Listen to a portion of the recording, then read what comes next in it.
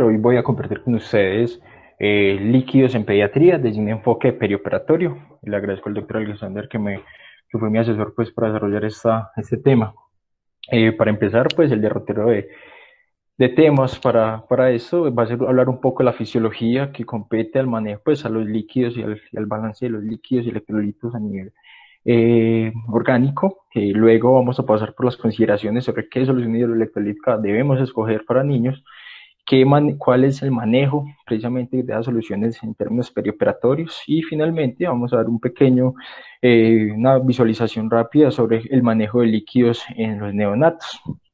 Para empezar, entonces, es importantísimo recordar sobre los compartimientos corporales y la presencia de agua corporal total, recordando que esta varía a través del tiempo, pues, del desarrollo humano, donde en el feto el agua corporal total termina correspondiendo aproximadamente al 90% del peso corporal total, va disminuyendo progresivamente para el nacimiento de un neonato a término 80%, de 70%, un pretérmino 80% aproximadamente, y ya alcanzando los valores de un adulto entre el año de edad y de ahí para adelante, pues se van estableciendo los valores del agua corporal total para el adulto. Es importantísimo recordar entonces que además el agua corporal va disminuyendo progresivamente a expensas de la disminución del agua extracelular, del volumen del fluido extracelular, y que cada uno de los componentes del agua corporal total puede ir eh, puede calcularse de forma pues más objetiva con una serie de fórmulas que ya pues están escritas y en las cuales se relaciona el peso corporal, el peso total del paciente o el sujeto, perdón, por unos coeficientes ya establecidos, y con esto nos permitimos pues establecer de una forma más clara y exacta pues el agua corporal total. Sin embargo, pues continuando acá, es importantísimo pues ya dirigirnos hacia el volumen intravascular, donde el volumen intravascular también está relacionado con las etapas de la vida, donde en un infante pretérmino el volumen vascular es aproximadamente de 100 mililitros por cada kilogramo de peso, en el neonato a término es de 90 mililitros por kilo, y ya en el preescolar y en el escolar respectivamente 80 y 75 mililitros por kilo. Y estos datos son importantes porque a partir precisamente del cálculo del volumen circulante sanguíneo es que tenemos que considerar también la necesidad de reposición hídrica, de reposición de líquidos y electrolitos, con el fin pues de mantener una perfusión pues adecuada a nivel vascular. A nivel, perdón, tisular. Por otra parte, también es importante recordar la presencia pues, de electrolítica orgánica, donde pues, es algo que ya es bien conocido por todos. El catión de origen intracelular más abundante es el potasio, con una concentración aproximadamente de 110 miliequivalentes por cada kilogramo de agua, y el catión, los aniones, perdón, más importantes a nivel intracelular son las proteínas, el sulfato y los aniones fosfato, que corresponden pues hasta 120 miliequivalentes por kilogramo de agua. En tanto, en términos extracelulares,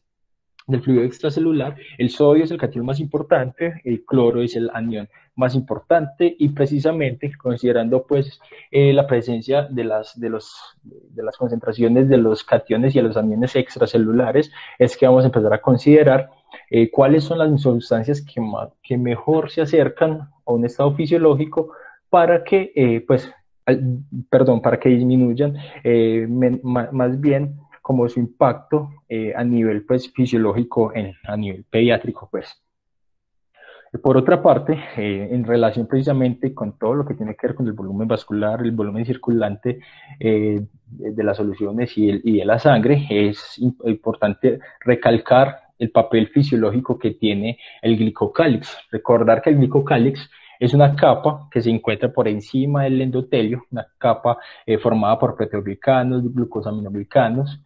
donde el condroitinsulfato, el hialuronato son muy importantes y tienen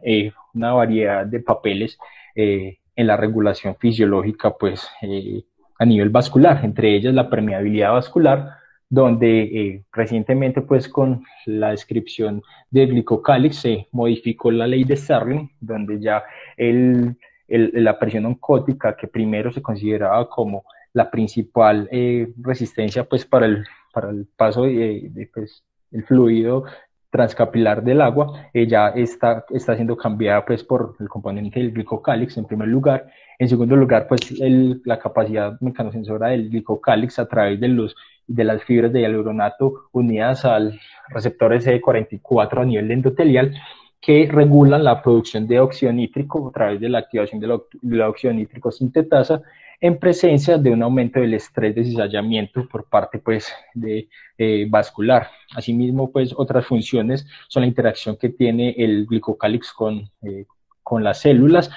modificando la reología vascular, aumentándola o disminuyéndola según la presencia o no de daño pues, del glicocálix, y finalmente también un control sobre la coagulación. Y recordar entonces que cada una de estas funciones fundamentales en las cuales hace parte el glicocálix pueden verse alteradas por una variedad de injurias que son tan sencillas como sobre la hipervolemia a través de precisamente un cambio, pues un aumento en el estrés de cizallamiento a nivel vascular, la producción de péptidos natriuréticos que generan lesiones del glicocálix, la hiperglicemia, por otro lado también genera lesión del glicocálix. Entonces es importante tener en cuenta todos estos fenómenos asociados a la lesión del glicocálix y la consecuencia resultante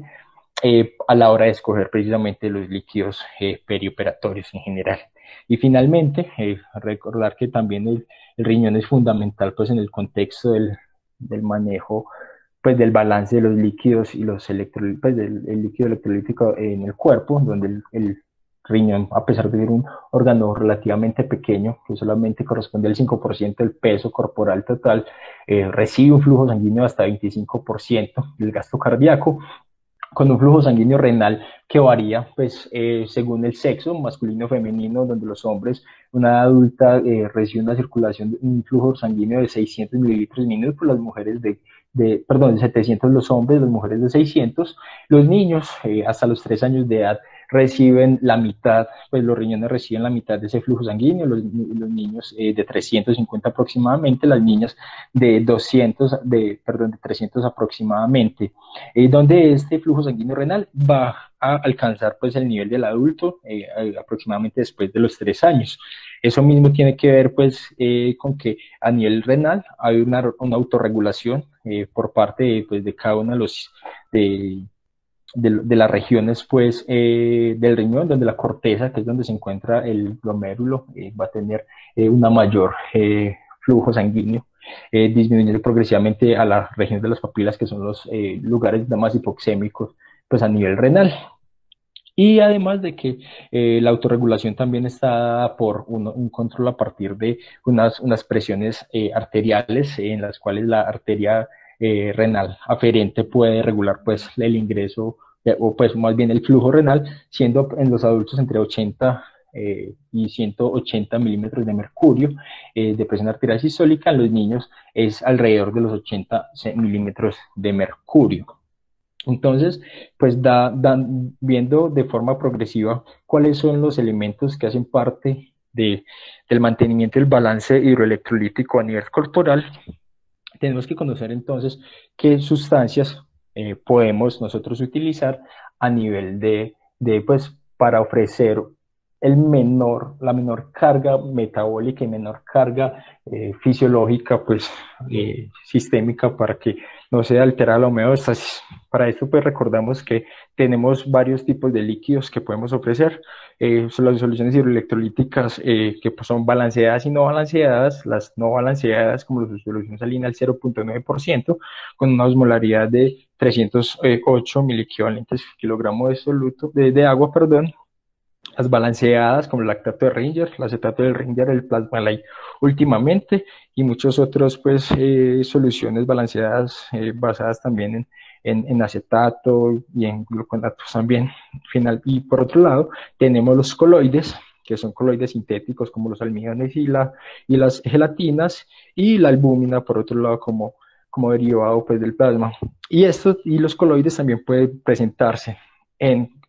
una presentación balanceada, es decir, basadas en lactato de Ringer, acetato de Ringer, o sobre solución salina al 0.9%, es decir, a partir de soluciones ricas en cloro. Y finalmente, en tercer lugar, como fundamento para la consideración de los líquidos pues, en pediatría, en términos perioperatorios, se debe considerar también cuáles son las necesidades básicas de los niños en términos del mantenimiento de los líquidos. Para eso nos retomamos a 1957, cuando Holley y Seager propusieron su famosa fórmula. Ellos, a partir de un artículo, a partir de un libro que fue expuesto 10 años antes, en 1947, una tabla de Talbot, del doctor Talbot, en el cual hacía una relación entre las necesidades calóricas diarias según el peso corporal de los sujetos. Entonces, a partir de esas tablas y esas gráficas expuestas en ese libro de Talbot, Holley y Seager, junto con otros autores, empezaron a hacer el cálculo de cuáles eran las necesidades básicas pues a partir de los niños. Entonces, consideraron varias cosas. Primero, las pérdidas insensibles, las pérdidas urinarias, y sumaron esto y calcularon pues los valores que hoy en día tenemos. Calcularon pues que las dosis, calcularon que las necesidades relacionadas a las pérdidas insensibles eran más que todo por pérdidas cutáneas y por pérdidas respiratorias, en tanto que a partir del cálculo de la osmolaridad urinaria era que se lograba calcular las pérdidas urinarias, de manera que generando esa relación es que tenemos lo que hoy en día conocemos pues la fórmula del 4-2-1 o la otra forma de verlo, que es el cálculo de 0 a 10 kilogramos de peso, pues de 100 mililitros por cada kilogramo de peso, entre 0 a 10 kilogramos de peso pues del paciente, del niño, de 1000 mililitros más 50 mililitros por cada kilogramo de peso después de 10 kilos, y en último término pues de 1500 mililitros más 20 mililitros por cada kilogramo de peso por encima de esos 20 kilos, que es la fórmula. Eso es en valores del día, de volumen día, y la fórmula del 4-2-1 es en términos de hora. Entonces, a partir de esto fue que salió precisamente esa fórmula que ya después de casi 70 años seguimos utilizando, y que también es base pues, para la administración de líquidos en los niños y de electrolitos asimismo, porque ellos también calcularon las necesidades de electrolitos diarios en los niños, y eso lo hicieron a partir de las necesidades calóricas diarias y considerando las necesidades calóricas diarias, qué volumen de electrolitos le aportaba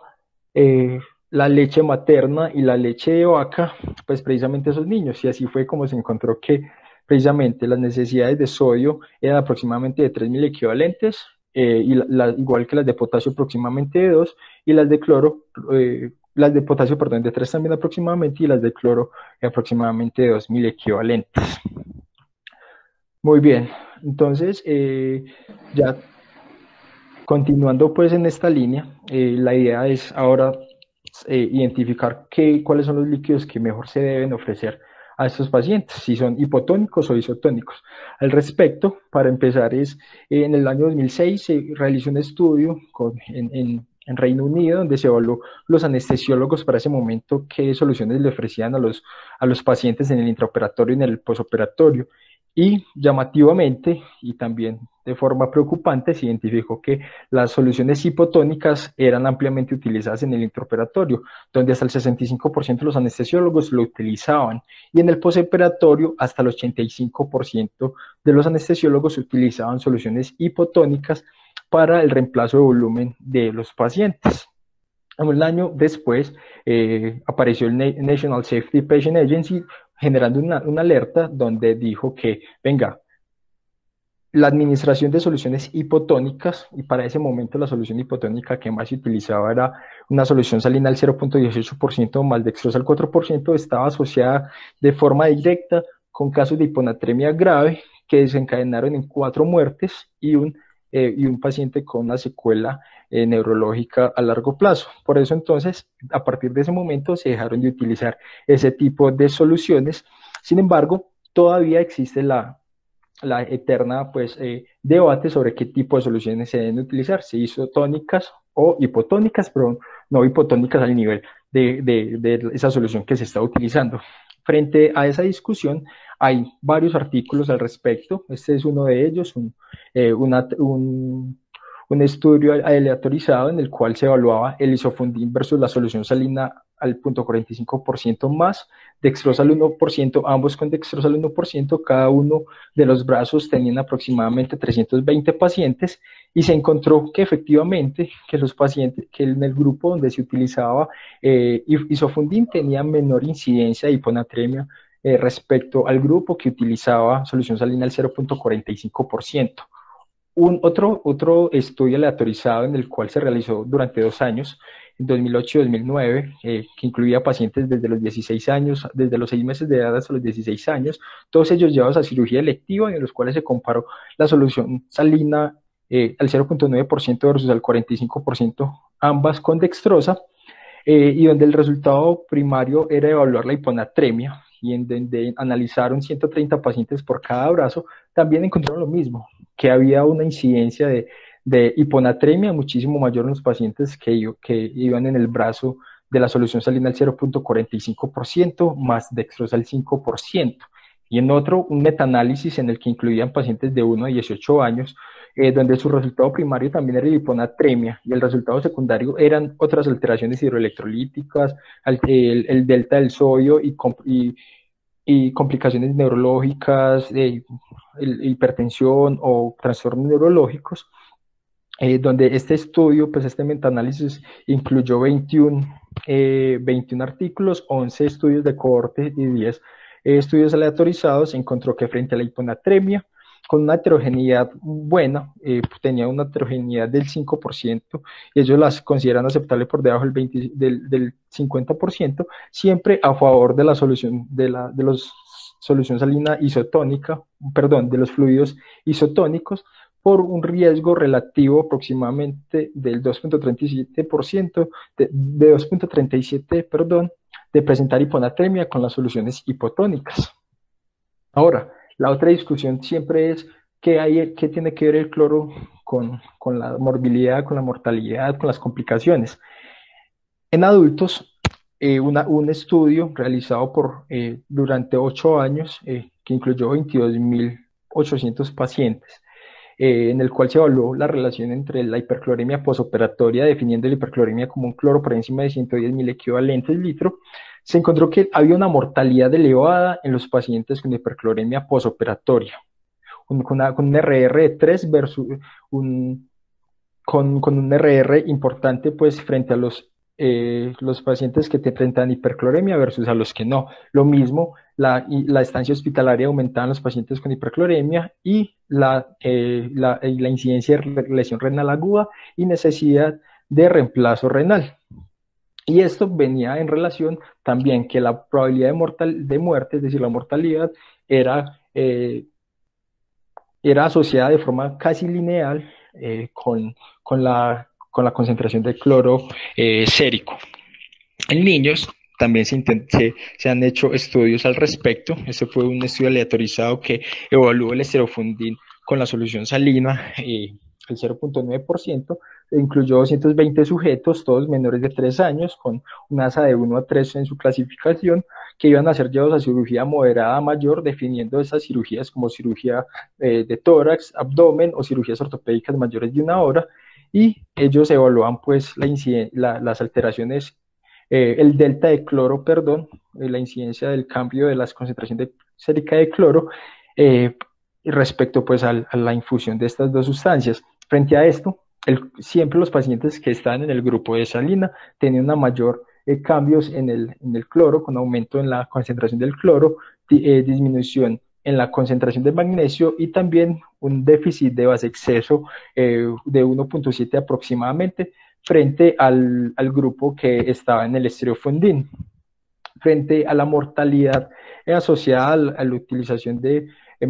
soluciones hiperclorémicas, otro estudio retrospectivo que se incluyó en 890 pacientes, también definían la hipercloremia por encima de 110.000 equivalentes y evaluaban la mortalidad a 28 días, y un curso complicado ellos lo definían como la presencia de daño de 2 o más órganos durante la hospitalización, y encontraron que la presencia de un cloro sérico por encima de 110 estaba asociado con una mayor incidencia de un curso complicado, y lo mismo con una mayor incidencia de mortalidad en los pacientes que tenían un cloro sérico mínimo de 110 durante su hospitalización o una media de cloro sérico por encima de 110. Entonces nos lleva también a considerar que el cloro está asociada con alta mortalidad y morbilidad durante el postoperatorio. Este metaanálisis que incluía 6.200 pacientes nos lleva a lo mismo, a la misma conclusión. Hay un aumento en el riesgo de mortalidad, de falla renal en primer lugar con las soluciones hiperclorémicas. Hay un aumento de acidosis metabólica en niños, en los pacientes que reciben soluciones hiperclorémicas, y también la tasa de transfusión también es mayor para estos pacientes. Entonces, nos vamos al tercer punto que nos ofrece precisamente este estudio, es que la mortalidad también en los pacientes que estaban en los brazos de soluciones hiperclorémicas era mayor que los pacientes pues, que estaban en el brazo de soluciones no hiperclorémicas. Entonces nos vamos ya, hasta este momento, llevamos como dos puntos importantes. Primero, la importancia de las soluciones isotónicas para el manejo del paciente pediátrico, y en segundo lugar, evitar las soluciones hiperclorémicas. ¿Qué dicen las guías? Las guías, hasta ahorita, pues tenemos varias guías que nos hablan sobre el manejo perioperatorio. Una de las más interesantes y que nos remitimos frecuentemente es la guía alemana publicada en el 2017. Ellos establecen que el manejo perioperatorio debe estar dirigido precisamente a mantener un estado fisiológico estable del paciente, considerando el volumen extracelular, el volumen sanguíneo, la tasa metabólica y el cálculo del recambio de líquidos y electrolitos en los pacientes que van a ser llevados a cirugía. Frente a todas esas consideraciones, lo primero que se establece es respecto al ayuno. Para eso retoman una revisión de Cochrane del año 2009 y un artículo publicado también en el 2009, ambos hablando sobre el ayuno, uno sobre las complicaciones según las horas de ayuno preoperatorias y el otro posoperatorias. La revisión de Cochrane nos habla de que no hay mayor riesgo de broncoaspiración y de mortalidad en los pacientes que reciben hasta líquidos claros hasta 2 horas previas a la cirugía, y no aumenta la mortalidad, no aumenta el riesgo de broncoaspiración. Y el segundo artículo nos habla entonces de que los pacientes que posteriores a la cirugía reciben líquidos o alimentación de forma pues a necesidad, o sea que lo que el paciente pida, obviamente estamos hablando de pediatría, están relacionados con mejor control con mejor satisfacción del paciente, y ellos también en ese artículo valoran también como mayor felicidad del paciente. Entonces se establece la indicación de que pues, el ayuno debe ser tan corto como sea necesario, para sólidos 6 horas mínimo, para leche materna y fórmula 4 horas, y para líquidos claro 2 horas, donde en los pacientes que van a cirugías que tienen una duración menor de 1 hora, no es necesario usualmente administrar líquidos endovenosos intraoperatorios. Ahora bien, cuando ya es necesario utilizar soluciones hidroelectrolíticas, entonces vamos a considerar dos cosas: si los vamos a utilizar de manejo perioperatorio, o sea, antes o después de la cirugía, o intraoperatorio. Cuando vamos a manejarlo con mantenimiento intraoperatorio, la recomendación es utilizar soluciones balanceadas con glucosa al 1.1 al 2.5%. Cuando vamos a hablar de como reemplazo perioperatorio, como para soportar las necesidades perioperatorias, se debe considerar si el paciente está estable o inestable. Si está estable, pues las soluciones balanceadas con glucosa son las ideales, y si el paciente está inestable, solamente considerar las soluciones balanceadas. Pero para los alemanes, ¿qué son las soluciones balanceadas? Las soluciones balanceadas son soluciones isotónicas, pero ellos hacen referencia específicamente a la solución balanceada con glucosa, que fue expuesta en el 2011 como parte de las conclusiones que se generaron en el Consejo Europeo pues, para el manejo intraoperatorio de líquidos en niños. Esta solución balanceada con glucosa, una solución que es isotónica, que tiene 140 mil equivalentes de sodio, tiene acetato como buffer, entre comillas, y tiene glucosa también. Nosotros, en nuestro medio, tenemos el plasma light con solución con glucosa al 5%, pero también tenemos la solución multielectrolítica tipo 1, que también nos ofrece las mismas concentraciones que las inicialmente expuestas pues, por el consenso europeo. Entonces, retomando eso, eh, eh, es el tipo de solución pues, que recomienda la guía europea y que nosotros tenemos. Sin embargo, pues dado los costos y todo eso, también se estudia pues otro tipo de soluciones balanceadas como el lactato de Ringer como una posibilidad pues además y menos costosa. Para el manejo intraoperatorio, entonces podemos considerar solución isotónica con glucosa. Vamos a necesitar un mantenimiento con una infusión de 10 mililitros kilogramo hora, para hacerlo de forma más práctica, recordando que si la cirugía es menor de una hora no es necesario los líquidos intraoperatorios y es importante que dado que estamos ofreciendo una infusión de una solución dextrosada, se debe mantener una medición de glucosa intraoperatoria, dada que hay un aumento de riesgos tanto por hipo como por hiperglicemia asociada pues a la infusión. En términos de la terapia perioperatoria, el objetivo es básicamente reemplazar los déficits que aparezcan y estos déficits pueden ser por ayunos prolongados y ese déficit se debe reponer con la fórmula de Holiday-Segal 4-2-1 multiplicado pues por el tiempo en horas que lleve el paciente en ayuno pues en caso de que sea necesario y la segunda forma de reemplazar los déficits es reemplazando las pérdidas pues aumentadas que tenemos, que pueden ser por ejemplo, con una gastroenteritis o un hilio que presente el paciente, y en este se debe hacer una reposición 1-1, o en caso de sangrado, se debe reponer de 10 a 20 mililitros por kilogramo de peso. Sin embargo, vamos a hacer acá más adelante hacemos una anotación respecto al sangrado, y es precisamente con la parte de la reposición del volumen. Recordar que el sangrado, pues idealmente se debe reponer con sangre. Sin embargo, antes de pues, la reposición con, con, con derivados sanguíneos, pues se debe pues, realizar con líquidos, con soluciones electrolíticas, en este caso solución balanceada sin glucosa, todo ello pues para un control hemodinámico inmediato, recordando que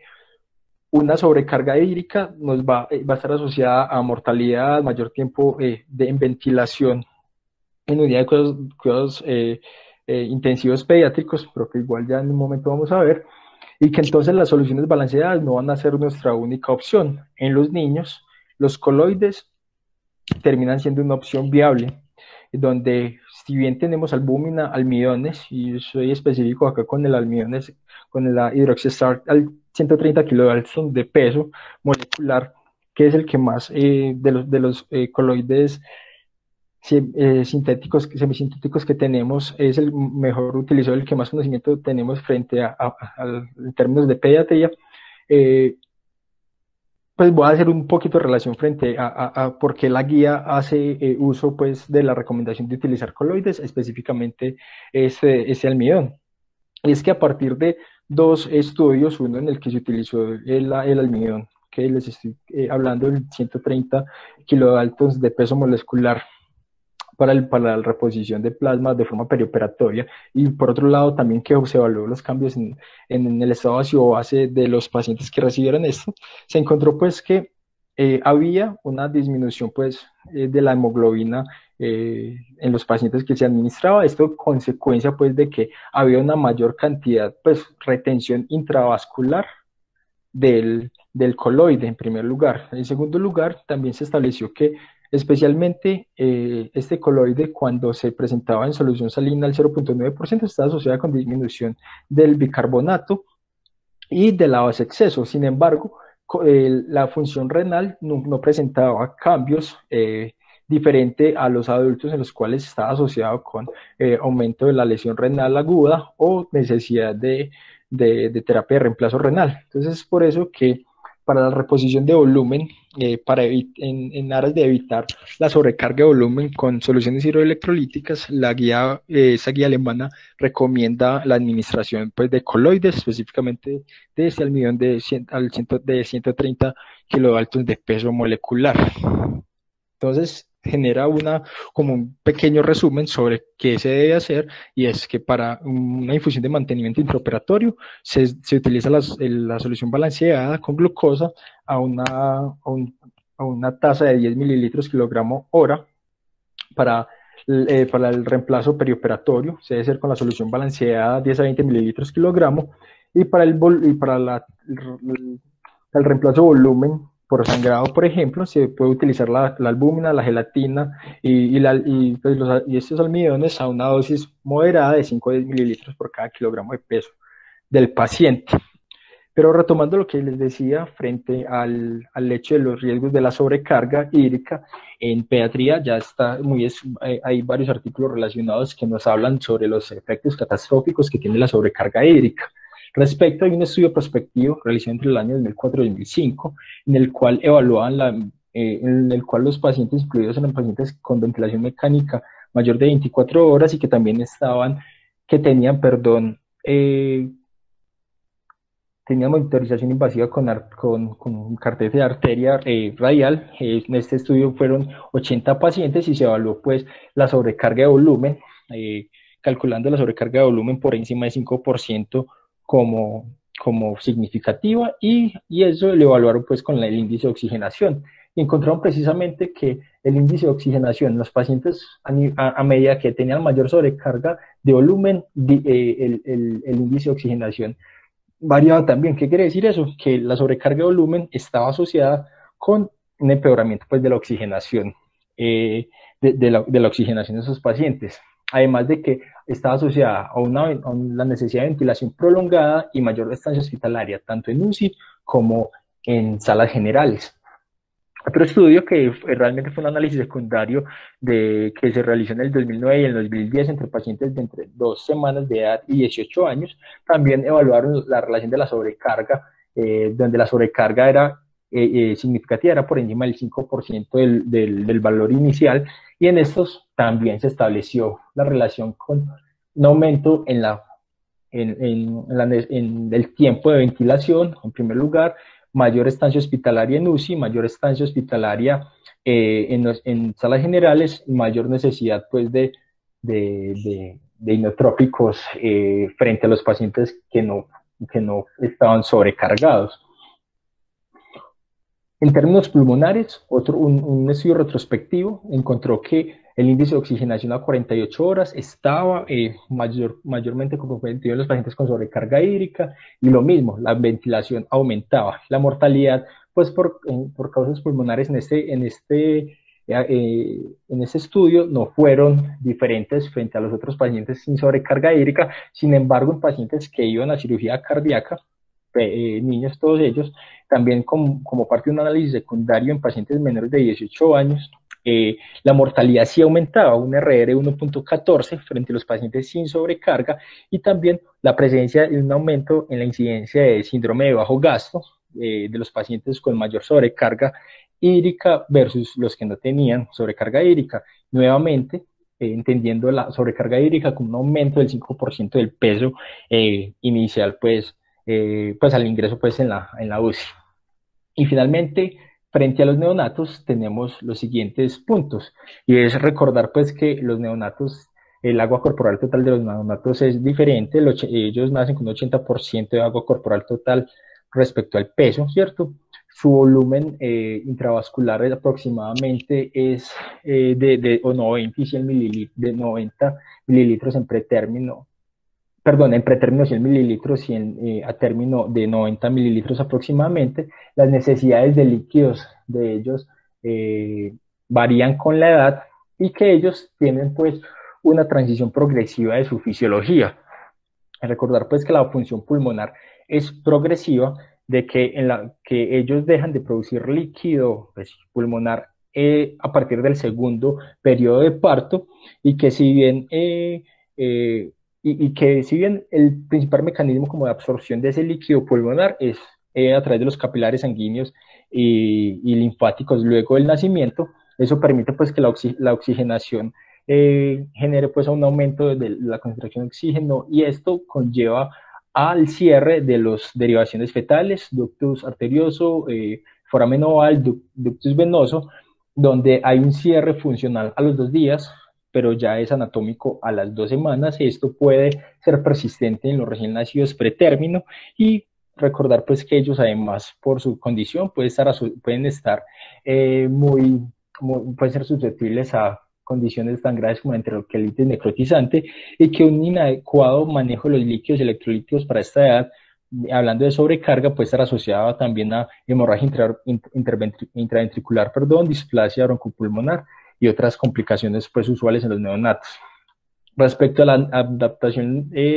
renal en ellos, pues la filtración glomerular es menor, donde ellos tienen una capacidad de concentración menor, dada que los túbulos colectores distales son más cortos y por tanto son incapaces pues la osmolaridad urinaria es mucho menor. Asimismo, pues ellos tienen su sistema renina-angiotensina aldosterona no es tan efectivo, hay una disminución en la producción de aldosterona, por tanto, no son capaces de, de mejorar o optimizar la absorción de sodio. Además, ellos tienen un aumento de las pérdidas insensibles, dada su mayor área corporal total, especialmente en los pretérmino, considerando además de que ellos, dado que no tienen una queratización adecuada, aumentan pues las pérdidas insensibles a nivel dérmica. Y incluso pues puede ser tan elevada como mucho mayores que las pérdidas renales, y esto por esto en estos pacientes se debe ser tan cuidadoso en el cuidado pues de la regulación de la temperatura, y por ello pues siempre que se protejan se debe tener por lo mínimo un 80% de humedad para pues disminuir al máximo pues este tipo de pérdidas pues insensibles. Frente a los neonatos, hay varias publicaciones respecto a la utilización de soluciones hidroelectrolíticas, y en ellos, esta primera es un estudio muy interesante en el cual se determina que los neonatos, un estudio que se realizó en pacientes llevados a cirugía de tórax entre 0 y 7 años, se calculó el agua libre que se les administró y se identificó que los pacientes que se les dio por encima de 6.5 mililitros por kilo de agua libre, había un riesgo de hiponatremia de hasta, pues por cada 6.5 disminuía el sodio 4 milimoles. Entonces, es un primer punto para decir que la hiponatremia ocurre también en los neonatos,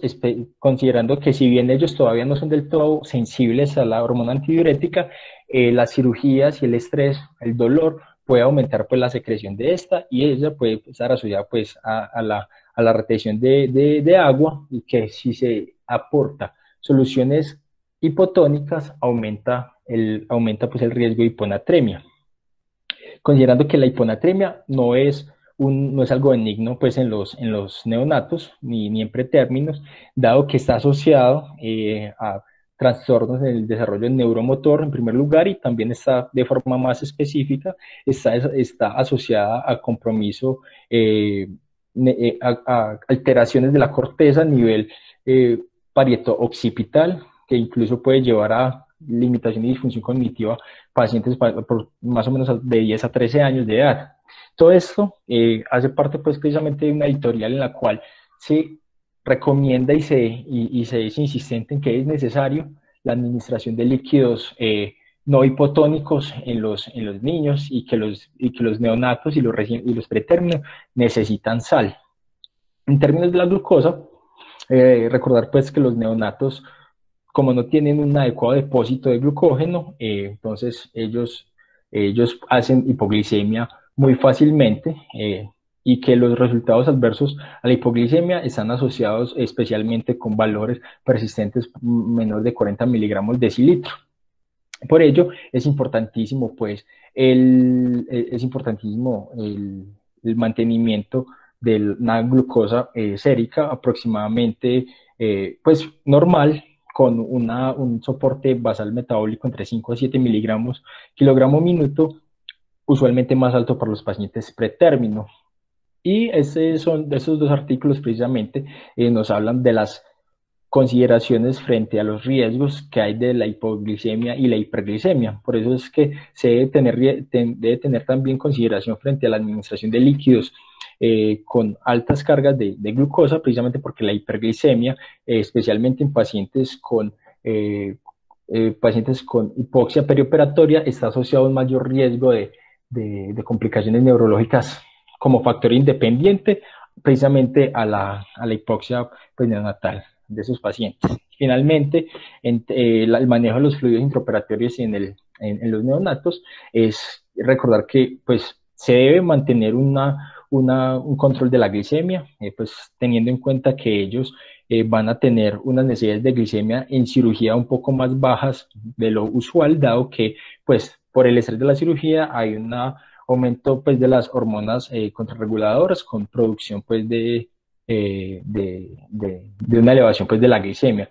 pero siempre se debe estar atento pues a las mediciones de glicemia para evitar pues episodios de hipoglicemia, especialmente por debajo de 40 miligramos de cilitro.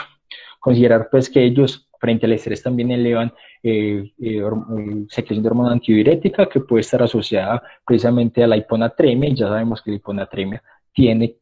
riesgos en el neonato. Se deben minimizar las pérdidas insensibles, evitando pues las pérdidas,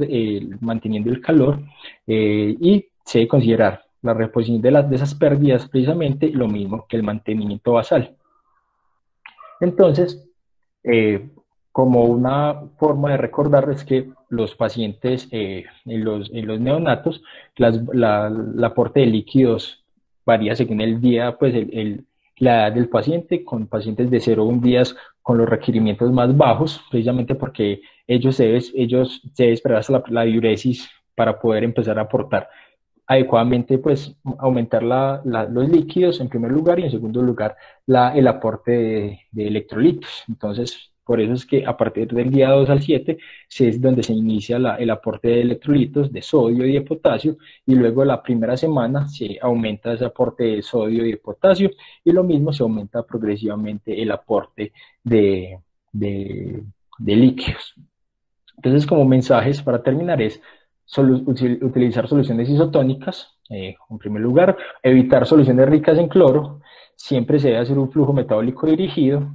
considerando pues que el riesgo de hipoglicemia es especialmente durante el periodo neonatal, es decir, durante los primeros 28 días de edad, que puede prolongarse un poco más hasta los 6 meses. Sin embargo, de ahí para arriba, de 6 meses para arriba, el riesgo de hipoglicemia no es tan elevada. Por tanto, la consideración de administrar líquidos con glucosa debe ser pues considerada basada pues en la glucometría del paciente, y fundamental pues evitar la sobrecarga hídrica dada pues las consideraciones en términos de complicaciones de estos pacientes.